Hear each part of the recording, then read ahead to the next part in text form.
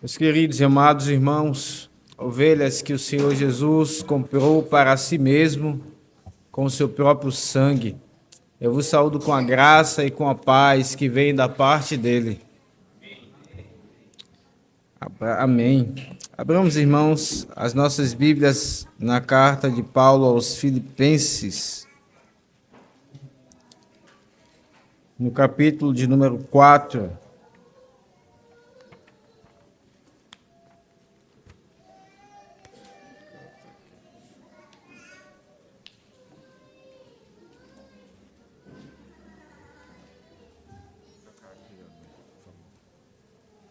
Filipenses 4. Eu farei a leitura dos versos 10 até ao final do capítulo, até o final desta carta, mas pregaremos os versos 15 até o final dela. E hoje então encerraremos esta amada carta da amada Escritura do Senhor, que Ele nos deu, tão cheia de bênçãos como de fato acabamos de orar. Então eu peço que todos, inclusive as crianças, prestem atenção à leitura da palavra do Senhor. Assim está escrito, Filipenses 10, até o final. Alegrei-me sobremaneira no Senhor, porque agora, uma vez mais, renovastes a meu favor o vosso cuidado, o qual também já tinhas antes, mas vos faltava oportunidade. Digo isto não por causa da pobreza, porque aprendi a viver contente em toda e qualquer situação. Tanto sei estar humilhado, como também ser honrado. De tudo e em todas as circunstâncias já tenho experiência, tanto de fartura como de fome, assim de abundância como de escassez. Tudo posso naquele que me fortalece. Todavia, fizestes bem, associando-vos na minha tribulação.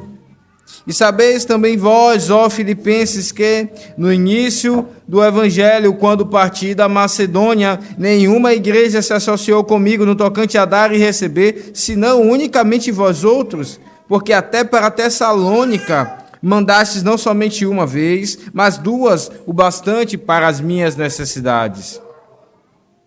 Não que eu procure o donativo, mas o que realmente me interessa é o fruto que aumente o vosso crédito. Recebi tudo e tenho abundância. Estou suprido.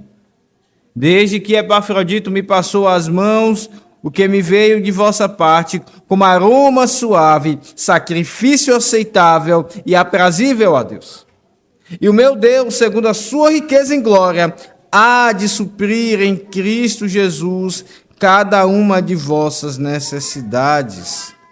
Ora, a nosso Deus e Pai seja a glória pelos séculos dos séculos. Amém. Saudai cada um dos santos em Cristo Jesus. Os irmãos que se acham comigo vos saúdam. Todos os santos vos saúdam, especialmente os da casa de César. A graça do Senhor Jesus Cristo seja com o vosso espírito. Amém. Vamos mais uma vez orar, meus queridos irmãos, pedindo ao Senhor graça. Maravilhoso Deus, graça te suplicamos, ó Pai que estás nos céus, Pai doador de todas as coisas, Pai das luzes, de onde vem toda a boa dádiva, todo o dom perfeito. Nós carecemos, inclusive, neste momento da Tua graça, Senhor. Oramos por aqueles que estão sobre nós, colocados pelo Senhor, nesta sociedade civil, nesses dias onde vemos, ó Deus, a impunidade, a injustiça, um governo anti-Deus, e cada vez mais contra a Tua palavra se levantando, Senhor. Na verdade, sabemos, ó Deus, como Cristo mesmo falou, nenhuma autoridade teriam se do céu o Senhor não os tivesse dado. Mas também é verdade, ó Deus, que eles têm grande pecado contra o Senhor, desde aquele que é o nosso presidente, até aos os cargos de menor autoridade nesta cidade.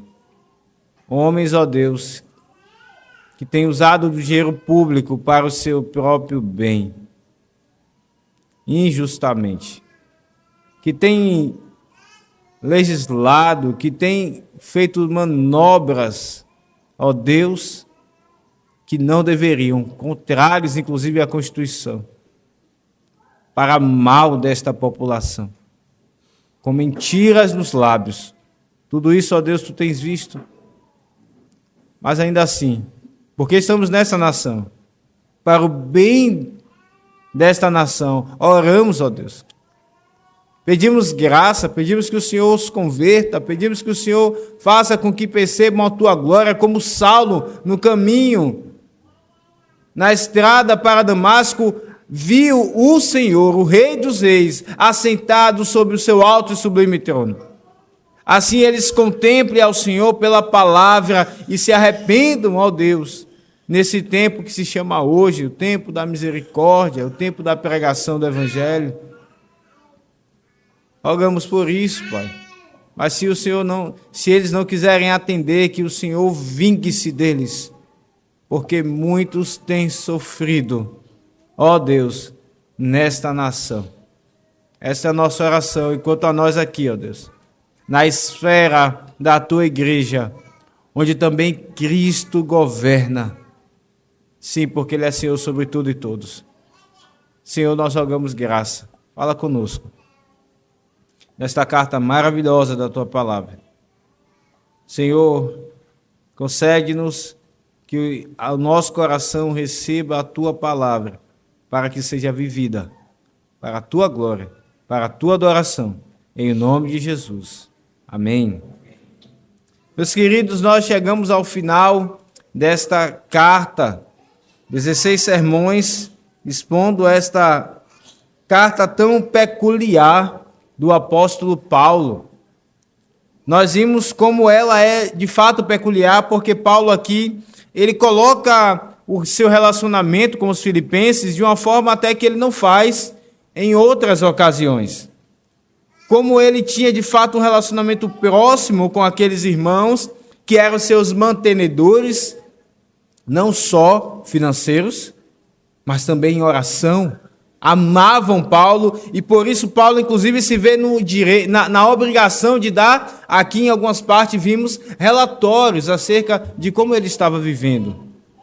Preso, cativo, como alguém que havia feito algo de errado, exatamente como o seu Senhor, o Senhor Jesus, preso injustamente, como um malfeitor, quando na verdade não havia pecado nem contra Deus, nem contra a lei civil. E vimos como é nesse contexto que se repete muitas vezes a palavra alegria. Certamente você já deve ter ouvido falar que Filipenses é a carta da alegria, e de fato é verdade. E o contexto dela nos esclarece muito mais que alegria era essa que Paulo tinha. Nós passamos por toda esta carta e vimos que essa alegria de Paulo ela era uma alegria no Senhor. Ela não era uma alegria presa às coisas ao redor de Paulo. Paulo estava preso. Ela era uma alegria no Senhor. Paulo diz: o meu viver é Cristo. E se eu morrer, é lucro. Nós vimos, é porque ele iria ter com o Senhor Jesus. A morte seria para ele como um barco que ele tomaria para ter com o amado das suas almas. Por isso a alegria estava no coração de Paulo, e é isso que inclusive ele ordena para aqueles irmãos, dizendo: alegrai-vos, alegrai-vos. Eu outra vez vos digo: alegrai-vos no Senhor. Em meio, inclusive, a situações precárias que Paulo passou, nós vimos, inclusive, isso, e que foram supridas por aqueles irmãos filipenses. Paulo também diz: alegrai-vos, eu alegrei-me. Irmãos, de fato, nesta carta nós vimos que a alegria ela é um chamado para o cristão e é um chamado humilde. Nós vimos no início das exposições dessa carta. É um chamado humilde, porque para que alguém se alegre desta maneira, só o fará em humildade diante do Senhor, sendo abatido, como Paulo mesmo disse aqui, eu sei estar humilhado, eu sei estar honrado, eu sei estar humilhado. E então é nessas provações que Deus envia, que então Ele faz reacender ainda mais a alegria no Senhor, que não está presa a nenhuma circunstância. Por isso, então, de fato, a alegria ela é um chamado para mim e para você nesta carta. E neste último sermão nós vamos ver como a alegria, ela é um chamado, inclusive, em situações de carência, de necessidades da vida, e quando recebemos também ajuda. E quando nós devemos ser gratos às pessoas que nos ajudam, é isso que Paulo está fazendo aqui. Nós vimos no último sermão como Paulo, ele demonstra que ele aprendeu a passar por carências, por necessidades. Nós vimos que ele disse: tudo posso naquele que me fortalece, porque ele aprendeu a estar sem nada e a estar em abundância. Ele aprendeu a ter fome, isto é, não tem nada que sanasse a sua fome, aquela dor na barriga de fome. Ele aprendeu a ter fome. Ele aprendeu também a ter sobra de alimento. Então Paulo mostra como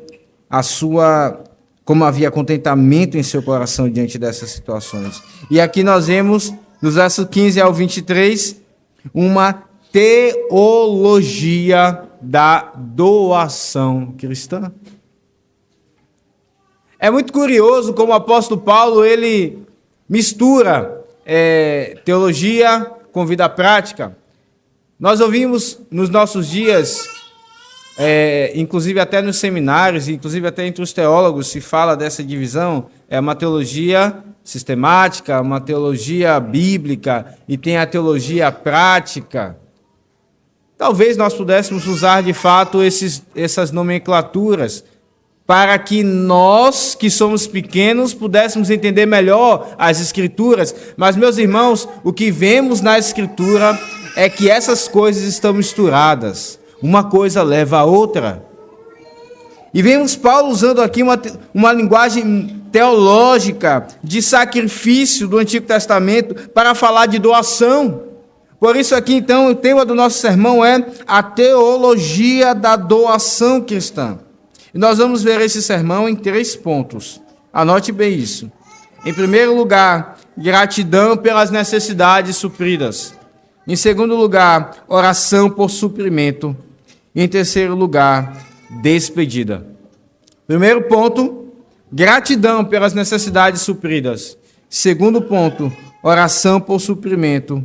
Em terceiro e último lugar, despedida. Veja, nós começamos a ver aqui dos versos de número 15 a 18, gratidão. Gratidão pelas necessidades supridas. Diz o verso 15. E sabeis também vós, ó Filipenses, que no início do Evangelho, quando parti da Macedônia, nenhuma igreja se associou comigo no tocante a dar e receber, senão unicamente vós outros, porque até para Tessalônica mandastes não somente uma vez, mas 2, o bastante para as minhas necessidades.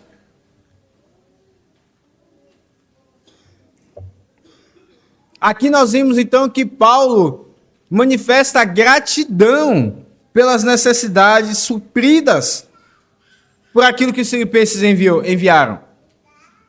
Veja, ele diz, vocês sabem, ó Filipenses, e Paulo então recorre aqui, inclusive até a memória daqueles irmãos. Nós passamos pelos textos que aprendemos que Paulo pregou, Paulo plantou aquela igreja. Ele foi o fundador dela. E então, o pastor fundador, digamos assim. E então, aqueles irmãos passaram momentos com Paulo, aprendendo da palavra, ouvindo.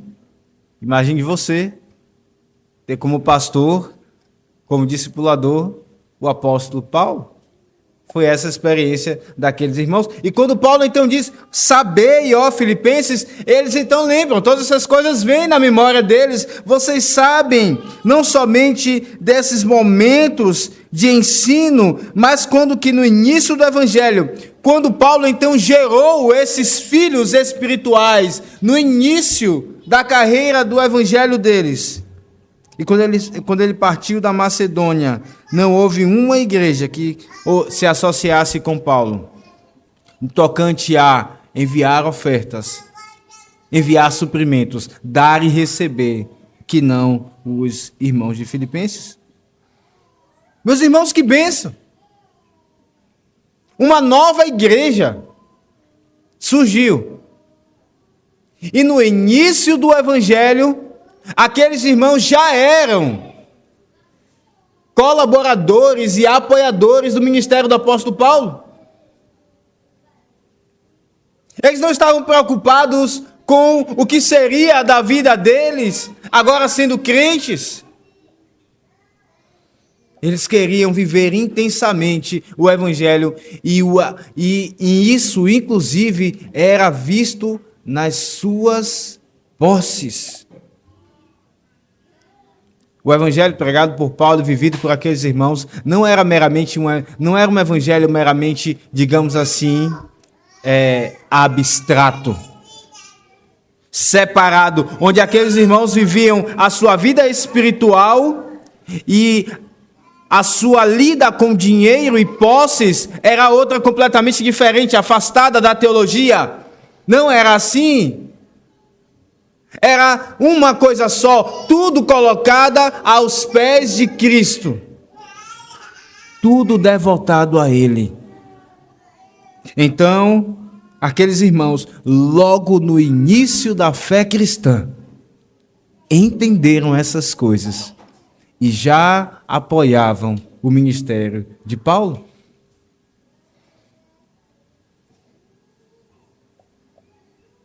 Eu louvo a Deus pela nossa igreja. É verdade que a nossa igreja é uma igreja na sua grande maioria, crentes que já têm um certo tempo de caminhada na fé. Mas de formação, é uma igreja nova. E louvo a Deus como que, apesar de termos demandas, como costumamos falar aqui nos avisos, pedimos que os irmãos orem pela questão do terreno que precisamos adquirir. Agora estamos acabando de construir as salas onde teremos as aulas da EBD. Isso, irmãos, não é um motivo para que deixemos de exercer a diaconia, a ajuda aos necessitados. E como pastor, eu vejo tanto que irmãos, membros, procuram uns aos outros e ajudam, como inclusive os diáconos da nossa igreja buscam exercer o ministério da misericórdia, ajudando aqueles que são necessitados. Como isso é uma bênção? É exatamente o que vemos na igreja de Filipos. Desde o início do evangelho. Então, eles já ajudavam o ministério de Paulo. Mas, meus irmãos, aqueles dias não eram como os nossos dias. Paulo saiu fugido de Filipos. Ajudar Paulo no seu ministério era se expor. Era correr perigo justamente com ele. Aqueles irmãos não estavam preocupados com a sua integridade física acima do avanço do reino de Deus. Não. Eles se associaram com Paulo no tocante a dar e receber, no tocante a apoiá-lo, mesmo sabendo que isso poderia causar problemas para eles. Como isso mais uma vez exalta a obra de Deus na vida daqueles irmãos filipenses. Paulo diz então: não houve outra igreja que se associou comigo, senão unicamente vós outros. E obviamente nós devemos nos perguntar: mas por que foi assim? Paulo não plantou apenas a igreja de Filipos. Paulo não cuidou, não pastoreou apenas a igreja de Filipos. Mas por que só essa igreja ajudou Paulo? E quando lemos as cartas de Paulo aos Coríntios, meus irmãos, nós vemos inclusive que aquela igreja era uma igreja abastada, era uma igreja numa cidade muito movimentada financeiramente, mas era uma igreja onde que se Paulo recebesse, ele poderia ser inclusive exigido a ter que negociar o seu ensino e o seu cuidado para com aqueles irmãos. E ele renuncia a isso. Ele renuncia, nós já foi exposto aqui a segunda carta de Paulo aos Coríntios e vimos isso.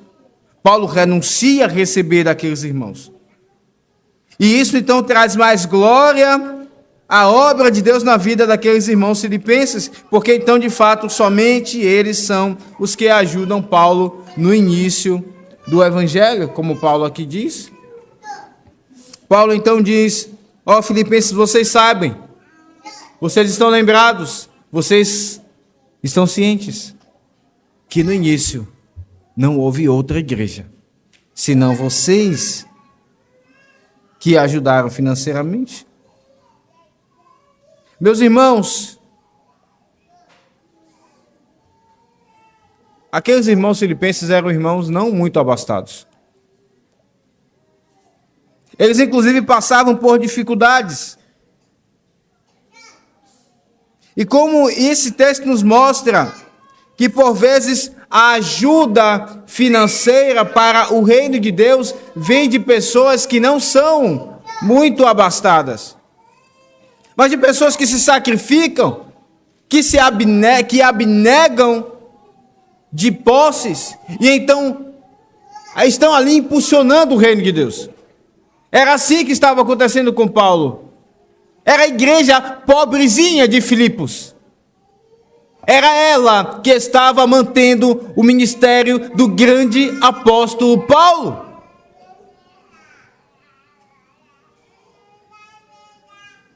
Às vezes aqueles irmãos que não têm muitas posses se sentem pequenos, se sentem: puxa, o que é que eu vou contribuir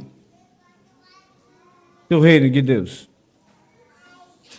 É mais importante aquele que tem mais posses. Eis então a igreja de Filipos. Paulo diz: nenhuma igreja se associou comigo, senão vocês. Como isso é glorioso. Mas veja, Paulo diz assim, que depois no verso 16, ele inclusive lembra que não apenas uma vez ele foi ajudado, mas duas, e foi enviado o bastante para as suas necessidades, e de fato ele fugiu para a cidade de Tessalônica, e os irmãos de Filipos então deram um jeito para que a oferta chegasse nas suas mãos via discípulos de Paulo. Eles se importaram, eles pensaram uma outra forma de assistir o apóstolo Paulo, e enviaram duas vezes. Mas diz Paulo no verso 17, não que eu procure o donativo, mas o que realmente me interessa é o fruto que aumente o vosso crédito. Paulo, ele diz aqui que não estava procurando, não estava interessado, não estava perseguindo o dom, o dinheiro daqueles irmãos. Ele Ele diz, eu não sou como, é como se ele dissesse, eu não sou como um lobo que está olhando as posses de vocês e perseguindo elas, e de olho nelas, espreitando, para que então eu consiga pegá-las. Paulo diz, não, eu não persigo dessa forma para destruir vocês.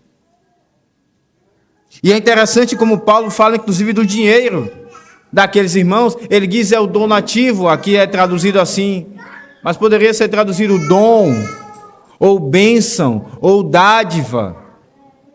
Essas são palavras que nos mostram o que são as posses que Deus vai chegar às mãos do seu povo. São de fato bênçãos. Como é bom trabalhar e receber o dinheiro. E então aquele dinheiro servir para aquilo que é necessidade. Isso é bênção. Eclesiastes diz que é bênção de Deus usufruir dessas coisas. E que o homem que não faz isso é um homem infeliz. Como é bom quando alguém então supre as nossas necessidades. E Deus então providencia um outro meio. É uma dádiva. Mas como é mal perseguir essas dádivas. Paulo diz, eu não persigo elas. É como se ele dissesse, eu sei que são bênçãos de Deus, dos céus, do Pai das luzes. São dons, são dádivas, e eu não estou perseguindo elas para roubá-las. Meus irmãos, nós vemos aqui nesse texto o princípio que nos leva à conclusão de que é maligno alguém se passar por mensageiro de Deus para surrupiar, para roubar, para furtar, para se aproveitar e tirar os bens daqueles que estão ouvindo o Evangelho. Não é um mal apenas as pessoas que estão ouvindo. É um mal contra Deus, porque as dádivas vêm do alto, do Pai das luzes. Alguém que se diz, eu sou enviado de Deus. Outros até dizem, eu sou ungido de Deus. Eu tenho poder. Eu curo. Eu expulso o demônio. E enganam.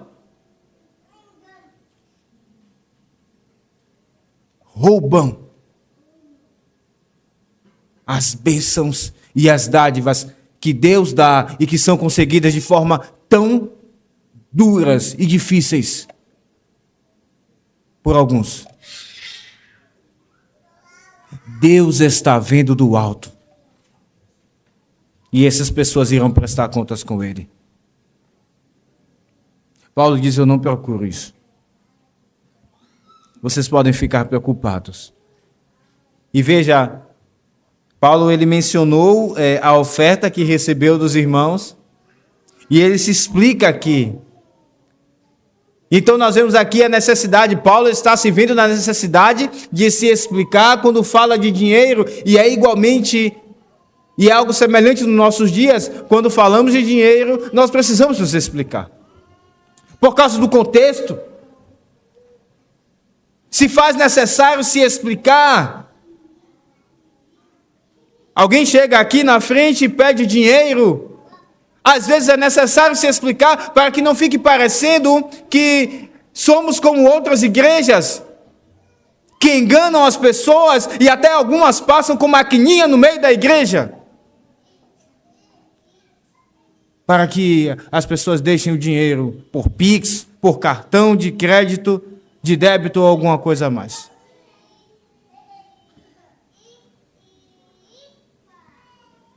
Paulo se explica, não é que eu estou procurando o donativo, não é que eu estou procurando o dinheiro de vocês, as bênçãos de vocês, as posses de vocês, não é nada disso.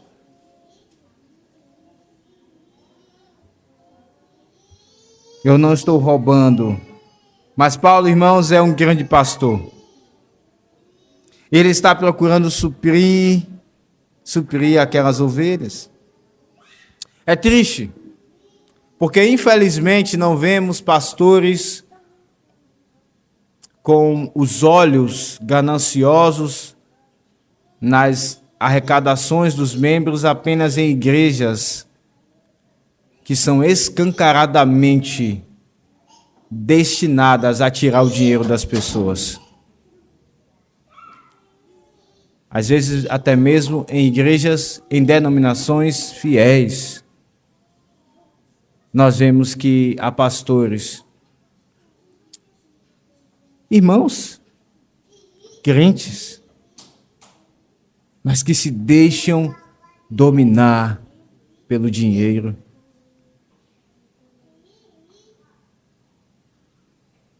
Alguns não querem ser pastores em alguma igreja por causa da arrecadação dela. Outras, há uma fila grande e uma disputa para saber quem vai ser o pastor daquela igreja. Por causa da teologia, por causa do cultos, se é fiel, por causa do interesse dos irmãos, porque os irmãos querem abrir a casa para serem recebidos? Não. Por causa da arrecadação da igreja.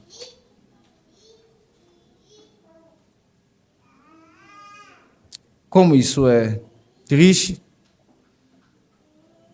Como isso foi uma das coisas que assaltou o coração, inclusive, de Salomão, quando ele viu riquezas. E como isso deve ser um cuidado no coração, não só dos ministros, mas até mesmo de presbíteros e membros numa igreja.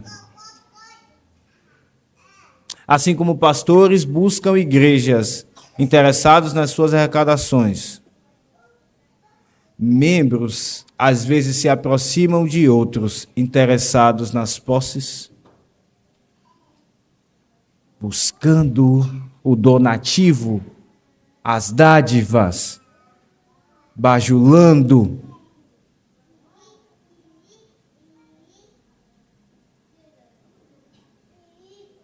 Ah, irmãos, que o Senhor nos guarde disso.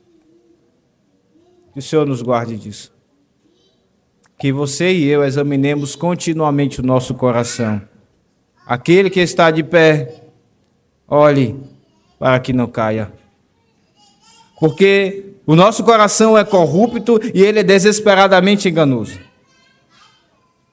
E é muito rápido para que nós estejamos agindo por causa do dinheiro. Nós olhamos para pastores e líderes de denominações evangélicas que depois são até descobertos em escândalos e ficamos enraivados, irados contra ele, dizendo: Senhor, como isso é possível? Mas às vezes colocamos o nosso coração no dinheiro. É um pecado menor, mas é da mesma essência. E Deus odeia tanto um quanto o outro. Que o Senhor nos ajude então a desprezar essas coisas e a colocar o nosso coração nele. Paulo diz: eu não estou procurando o donativo. Eu não estou procurando bênçãos.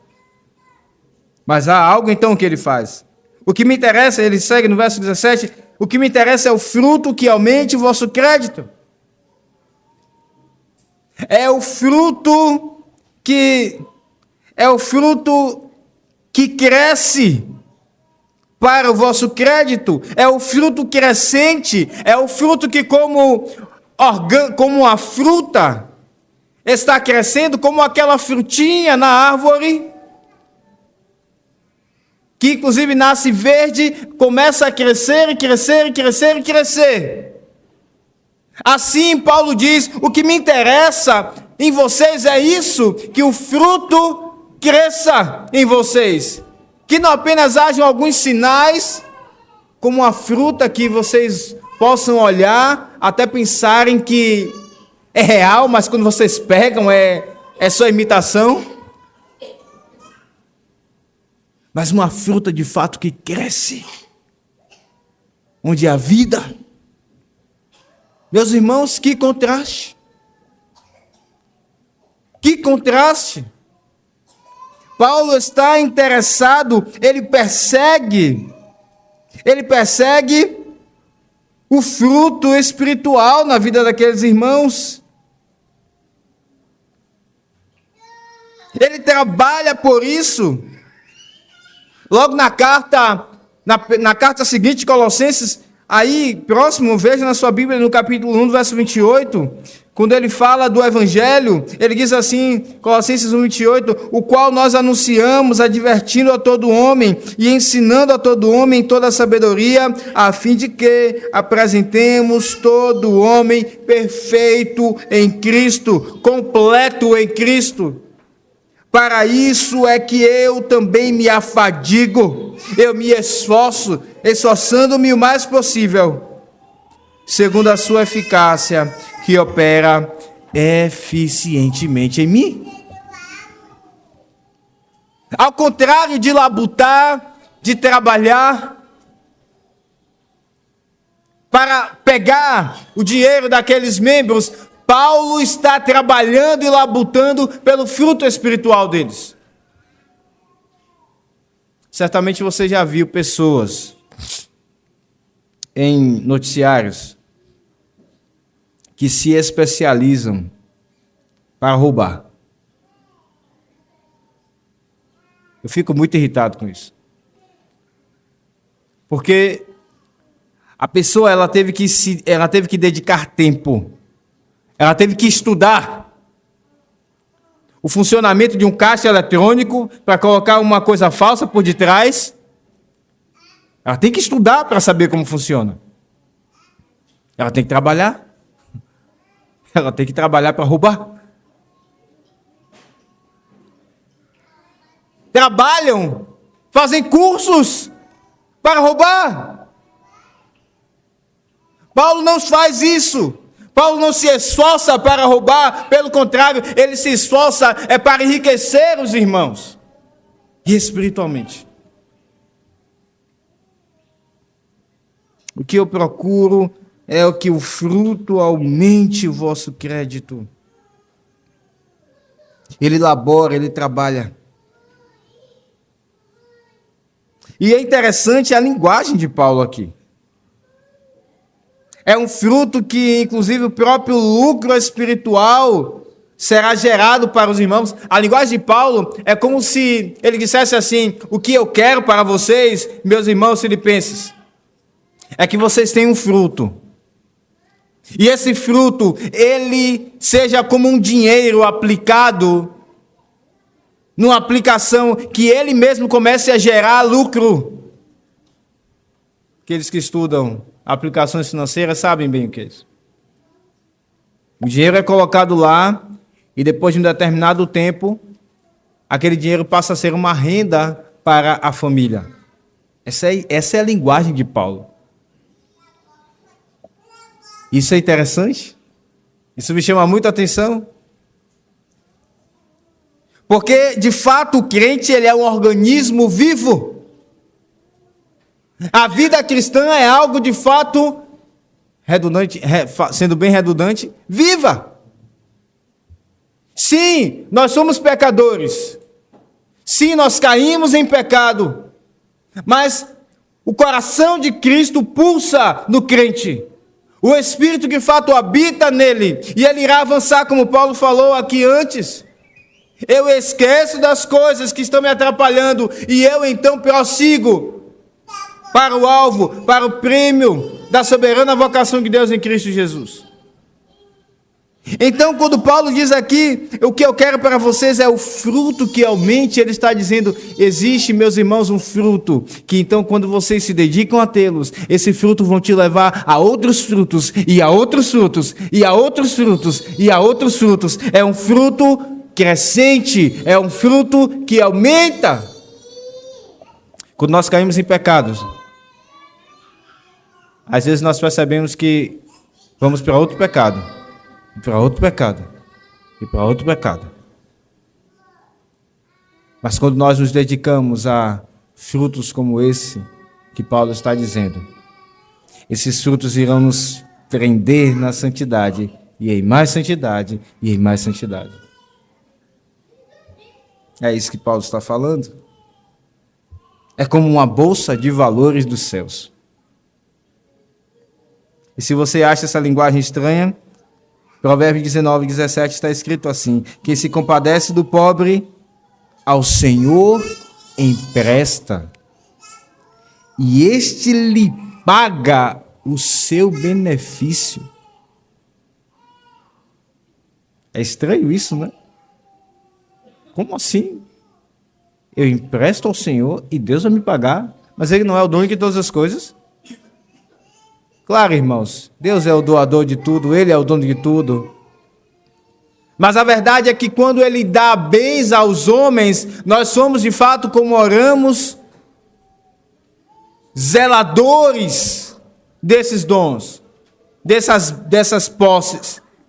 E quando então damos aos outros, Cristo mesmo disse que no final de todas as coisas irá dizer: venham, meus filhos, porque vocês me deram água, porque vocês me deram de comer. E os discípulos vão dizer: mas Senhor, quando foi que o Senhor estava na prisão e nós fomos ver o Senhor? Quando o Senhor estava com sede? Quando nós vestimos o Senhor? Quando vocês fizeram isso a um destes meus pequeninos. Sim, meus irmãos, tudo é do Senhor. Mas a verdade é que quando damos ao próximo, damos a Deus. É isso que o texto ensina. E Deus então irá nos retribuir, não como pagando numa mesma moeda, mas nos dando galardões, nos abençoando. Isso é um estímulo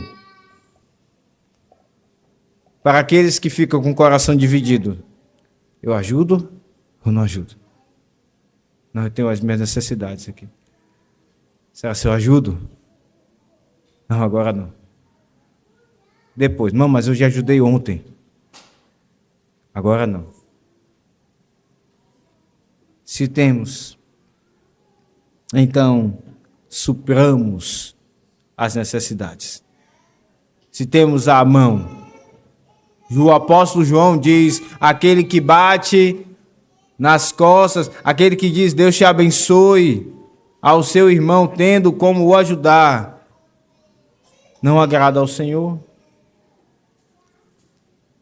E Paulo então está nos ensinando que o que ele busca daqueles irmãos, nessa gratidão pelas necessidades supridas, é que eles tenham um fruto que cresça, um fruto crescente. E como aqui está um índice para discernir pastores e até mesmo irmãos, se eles estão interessados ou não no dinheiro. Veja se eles estão buscando o crescimento espiritual da igreja ou dos outros. Se eles estão buscando enriquecer, se eles estão laborando para fazerem ricos os outros, espiritualmente, e inclusive, quando for o caso, até mesmo materialmente. Aqui está um índice. Nós vivemos dias difíceis. Como disse, até mesmo pastores em denominações fiéis são inclinados ao dinheiro. E é verdade que quando então o assunto é esse, o clima fica meio tenso. Será se é mais um que vai querer levar? Já são tantos que apareceram. Aqui está um índice. Trabalha e se esforça para que outros enriqueçam. Paulo diz: o que eu procuro é isso. Que vocês tenham um fruto que cresça para o vosso crédito. E o crédito aqui é um crédito espiritual, é como se fosse uma conta corrente nos céus. O que Paulo está dizendo, o que eu procuro é que vocês tenham um fruto onde a conta de vocês seja cada vez mais rica com Deus. ainda que vocês sejam os filipenses, os filipensezinhos, que não têm tanta condição financeira, mas que vocês sejam ricos com Deus. Que o fruto que aumente o vosso crédito. E então ele segue no verso 18 e diz: eu recebi tudo e tenho abundância. Estou suprido desde que Epafrodito me passou as mãos, o que me veio de vossa parte como aroma suave, como sacrifício aceitável e aprazível a Deus. Paulo então diz: eu recebi tudo. E é uma linguagem até interessante. É como se Paulo estivesse dizendo: eu recebi tudo, inclusive eu estou dando nota fiscal aqui a Epafrodito, que está levando para vocês notícias acerca de mim. Não foi também para isso que ele veio? E de fato, Epafrodito tinha ido levar as ofertas e também buscar informações de Paulo. E é como se ele dissesse: eu recebi tudo. A linguagem aqui é essa. E dou atestado, nota de que recebi. Não sabemos por que Paulo fala assim. Talvez para evidenciar a idoneidade de Epafrodito. Imagine vocês, um homem com dinheiro de uma igreja que com muito sacrifício arrecadou aquele dinheiro e disse: Epafrodito, toma aqui e leva para o apóstolo Paulo. Que grande responsabilidade. Talvez por isso Paulo diz: eu recebi tudo e eu estou dando fé que recebi. Confie em Epafrodito. Talvez por isso, nós não sabemos. Talvez para dizer aos filipenses o quanto ele está suprido. E que não se preocupem. Então Paulo diz: eu dou fé, eu recebi tudo de fato, eu estou pleno, eu tenho abundância, tenho mais do que eu preciso, eu estou suprido, desde que Epafrodito então me passou às mãos aquilo que veio das vossas mãos. E então vemos aqui a linguagem teológica de Paulo, a sua teologia da doação cristã. Quando ele diz: o que ele me passou à mão, como aroma suave, como sacrifício aceitável e aprazível a Deus. Irmãos, eu sei que a maioria de vocês sabe que Paulo está usando uma linguagem que faz alusão ao sacrifício do Antigo Testamento. Essa linguagem, quando o sacrifício era oferecido da forma que Deus requeria. Vocês sabem, nem todo animal poderia ser sacrificado. O animal tinha que ser macho, sem defeito, e levado ali ao sacerdote. E então, uma vez que a pessoa se dedicava a fazer como Deus queria, Deus recebia aquele sacrifício e aquele cheiro subia como aroma suave às narinas de Deus. É uma figura de linguagem, é claro. Um sacrifício aceitável. Aceitável porque foi submetido àquilo que Deus prescreveu na sua palavra. É uma linguagem de culto. Mas perceba, Paulo está falando do sacrifício da oferta levada para ele. Isso aqui então nos ensina que a ajuda aos necessitados não é, escute bem isso, a ajuda aos necessitados não é algo menos importante do que o culto que nós prestamos a Deus. E essa linguagem aqui está muito clara. Deus quer tanto uma coisa quanto outra. Deus quer tanto uma igreja com um culto simples, onde a glória esteja em Cristo e não nas coisas visíveis, que atenda àquilo que conhecemos como princípio regulador do culto. Mas Ele também quer que nós nos preocupemos com os nossos necessitados e os assistamos. E então essas ofertas subirão como aroma suave às narinas de Deus, como sacrifício aceitável a Ele. Eis então a grande diferença entre um descrente que ajuda os outros e um crente que ajuda o necessitado. Um descrente que pega 80% que seja da sua renda, das suas posses, e ajude alguém que precisa de algo material, não está entregando um sacrifício aceitável a Deus. Porque ainda que ele dê algo material que é necessário, o seu coração não está devotado ao Senhor. Nós aprendemos no culto que o que Deus quer não é apenas o que está prescrito, mas o coração também. E não é apenas o coração também, mas o que está prescrito, são as duas coisas. Não basta você vir ao culto e dizer: eu me preparei, Senhor, meu coração está aqui, eu me arrependi dos meus pecados, e eu vou dar o melhor para o Senhor. E então você fazer aquilo que você acha que é o de melhor para Deus no culto. E essas coisas não estarem prescritas a Ele, na Escritura. As duas coisas precisam ser feitas. Um coração contrito e um culto prescrito. Mas uma oferta de um coração que não é devoto a Deus não é um sacrifício aceitável a Ele. E aqui Paulo está dizendo: a oferta que vocês me enviaram às mãos, pelas mãos de Epafrodito, é como um incenso, como um aroma suave, sacrifício aceitável, aprazível a Deus, porque vocês estão em Cristo. Como isso é maravilhoso, irmãos. Às vezes as pessoas olham para alguns descrentes e dizem assim: puxa vida, só faltam ser crentes, ajudam tanto os outros. A igreja do Senhor não é menor do que essas pessoas. Se os crentes se dedicam usando os seus bens e posses para servir ao Senhor, eles podem usar milhões e bilhões, mas não irão atrair o coração do Senhor,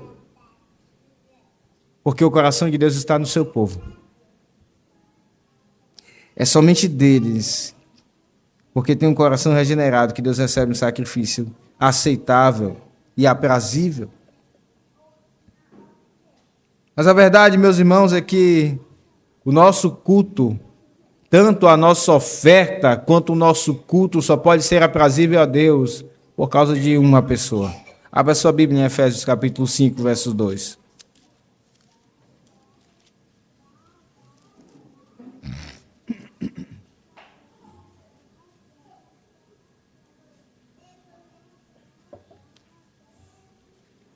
Efésios 5, 2. Aqui estamos vendo em primeiro lugar uma gratidão pelas necessidades supridas. Esse é o nosso primeiro ponto e estamos acabando ele. Em Efésios 5, no verso 2, diz assim o texto sagrado: e andai em amor, como também Cristo nos amou e se entregou a si mesmo por nós, como oferta e sacrifício a Deus em aroma suave. Nós só podemos atrair a atenção do Senhor. Isso é maravilhoso, porque Cristo atraiu. Ele morreu em nosso lugar. As nossas obras são podres. Aquilo que fazemos é podre. É só nós ajudarmos um pouco que nós já queremos visibilidade. Nós já queremos que as pessoas falem bem de nós. E nós nos vemos tão rapidamente traídos pelo nosso coração. Como é enganoso o nosso coração. Às vezes estamos tão dedicados a fazer com que o que a mão esquerda deu, a direita não saiba, e vice-versa. Mas eis que o orgulho trai o nosso coração e nos dá uma rasteira, e nós já queremos visibilidade, mas é em Cristo, irmãos.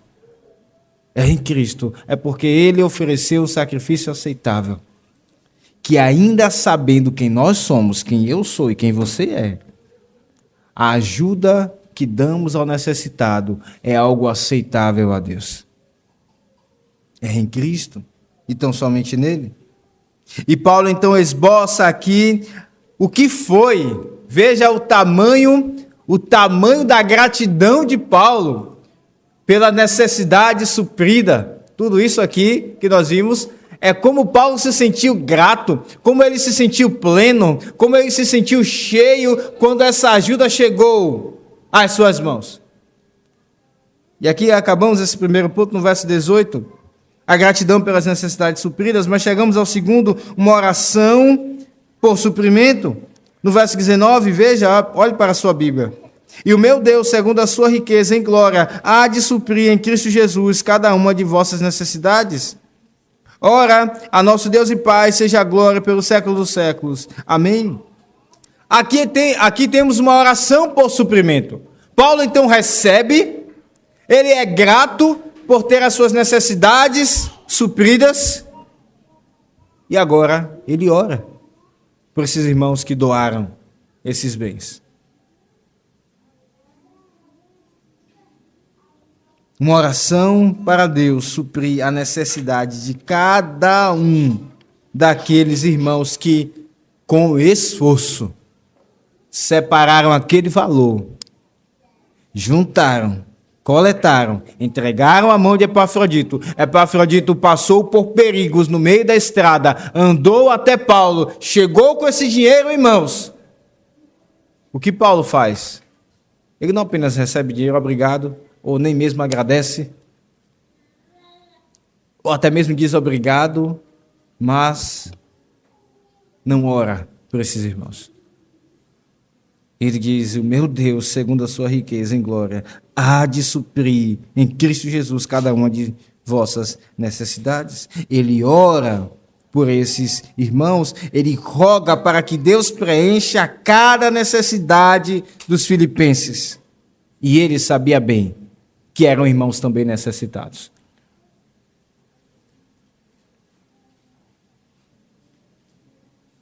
Quando Paulo recebe essas bênçãos, certamente ele pensa, irmãos, que esses irmãos filipenses, eles abdicaram,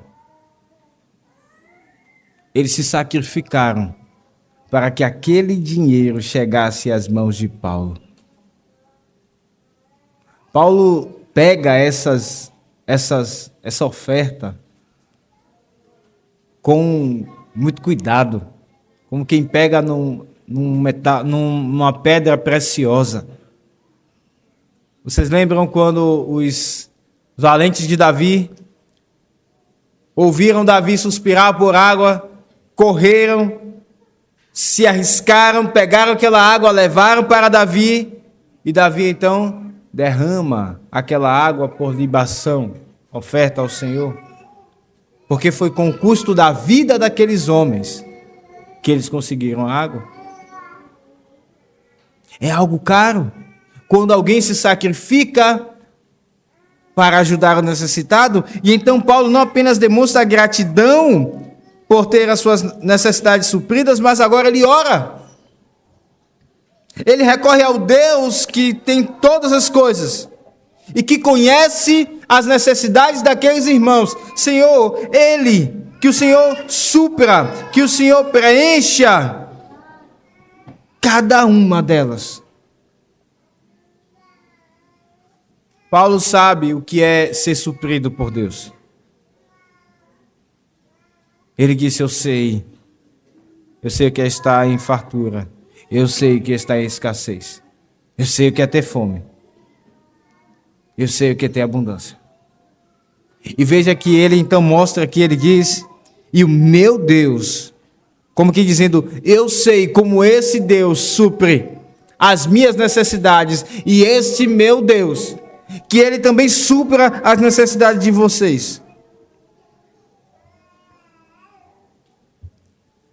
Ele então supra segundo a sua riqueza em glória. Deus é apresentado como majestoso Deus, como o dono de todas as coisas, como o Rei Supremo, assentado em seu trono, onde apenas faz um sinal e todas as coisas são feitas. É a este Deus que Paulo está orando, pedindo que ele supra as necessidades dos filipenses. Às vezes, quando nós passamos por alguma dificuldade, seja financeira ou de outra ordem, e as pessoas ao nosso redor também não têm tanto para nos ajudar, nós ficamos meio sem jeito. Senhor, o que é que eu vou fazer? Porque eu preciso, mas eu sei que os outros também precisam. A quem é que eu vou pedir? Quando nós descobrimos, inclusive, que alguém está necessitando e nós não temos aquilo que naquele momento para ajudar e as pessoas ao nosso redor também não têm, nós ficamos sem jeito até mesmo de comentar essa necessidade. Mas Paulo não está nessa situação. Ele está diante do Deus que tem todas as coisas. E ele diz então, ele ora a Deus, dizendo que em sua riqueza, em glória, ele supra em Cristo Jesus cada uma dessas necessidades. E meus irmãos, se Paulo ora então em Cristo Jesus, isso pode significar duas coisas. Isso pode significar que Deus então, conhecendo as necessidades, atenderá de outra forma e não dará aquilo que é material. Ele irá suprir, mas de outra forma. E nós temos a experiência que Deus faz isso conosco.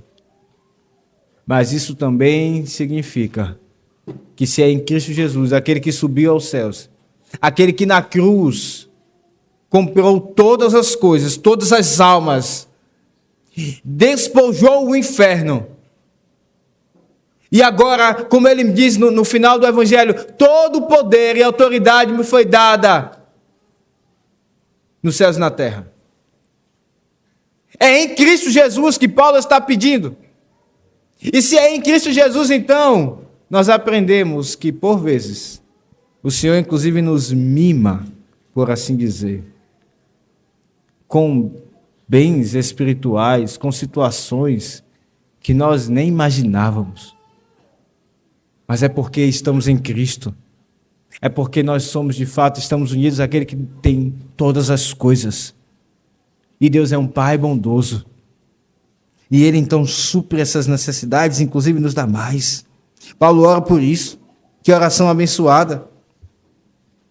É assim que você ora por aqueles que te ajudam?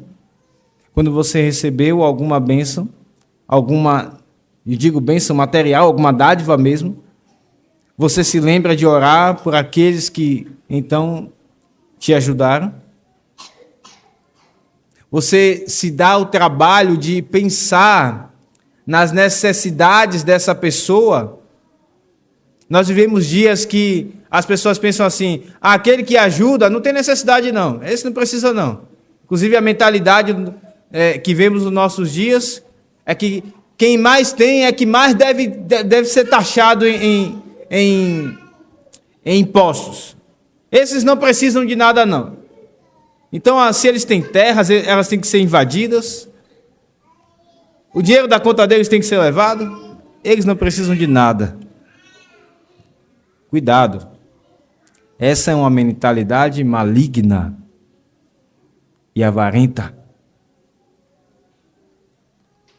Paulo está olhando para a necessidade daqueles irmãos filipenses que acabaram de ajudá-los. E orando e dizendo, Senhor, supre.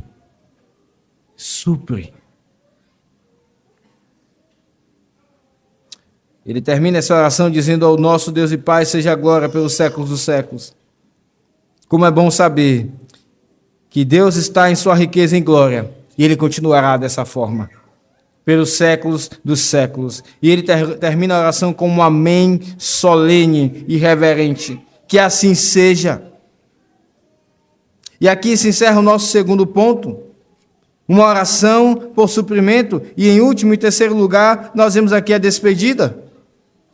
Paulo diz então: saudai cada um dos santos em Cristo Jesus. Os irmãos que se acham comigo vos saúdam.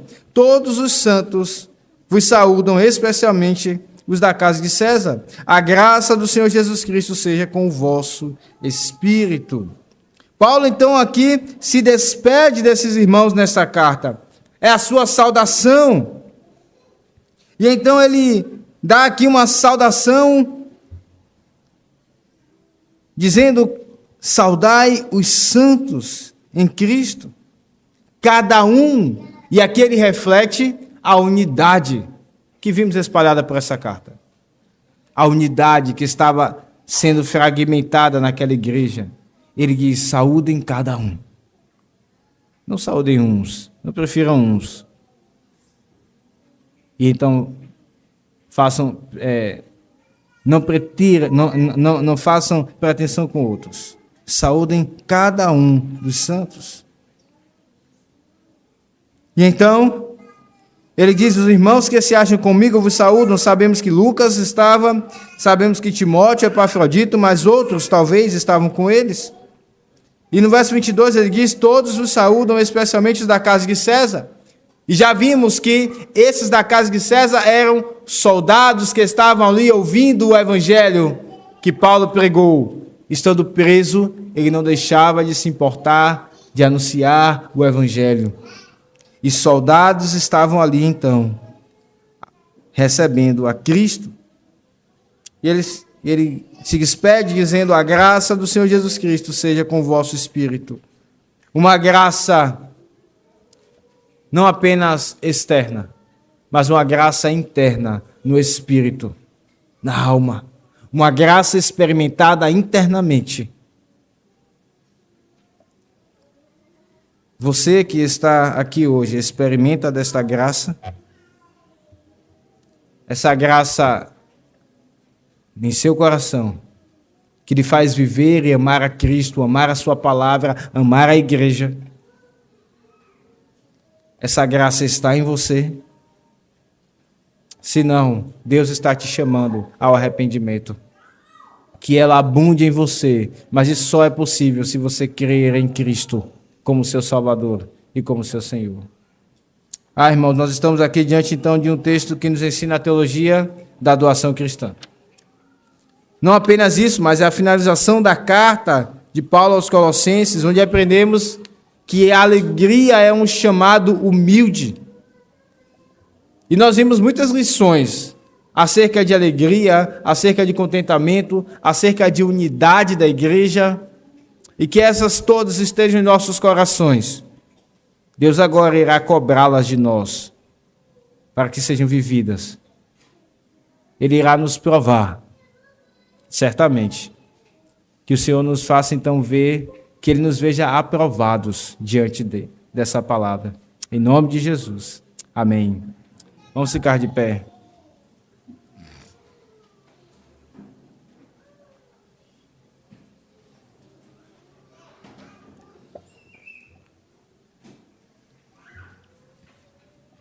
Oremos, irmãos. Senhor Deus e Pai, obrigado pela Tua bondade. Obrigado porque o Senhor tem nos dado muito da Tua graça, da Tua palavra. O Senhor tem nos enchido, Senhor, de bênçãos. O Senhor tem nos suprido. O Senhor tem nos feito olhar para o necessitado, como Cristo olhou para nós, pobres, miseráveis, e nos deu a rica salvação, e inclusive bens materiais nesta vida. Ó Deus, muito obrigado porque podemos dizer como Paulo, nós recebemos tudo, nós estamos fartos. Obrigado porque temos o Senhor nos basta. O Senhor conhece todas as nossas necessidades. O que está em nosso coração também, ó Pai, é gratidão pelo suprimento das nossas necessidades. Assim, ó Deus, oramos em nome de Jesus. Amém.